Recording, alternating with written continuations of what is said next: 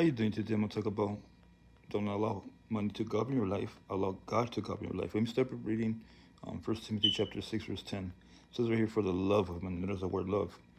It is a root of all kinds of evil. It is through this craving that some have wandered away from the faith and pierced themselves with many pangs. Pangs, like a woman going in labor, right? She feels the pains.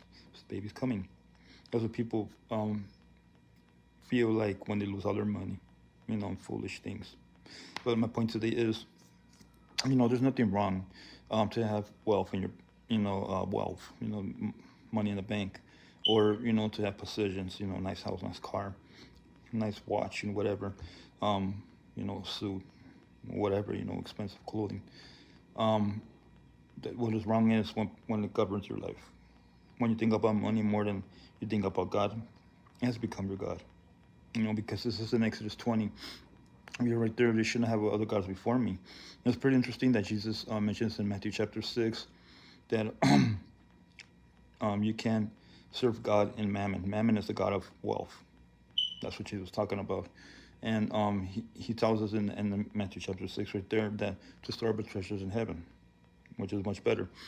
But my point today is, you know, if you're watching this right now, you work a 9 to 5 job, or you work 50 hours a week, or you're have a good career, paying career, you don't work that long, or you're CEO of a company, you have fun and everything. Don't allow money to go in your life, because if it does, um, you're gonna lose out very much. Because especially with your family, if you think about money, more than your family, then something is wrong. You spend time with the kids anymore, or take out your wife to dinner anymore, and anything else. Take her out. To have fun. Something's wrong.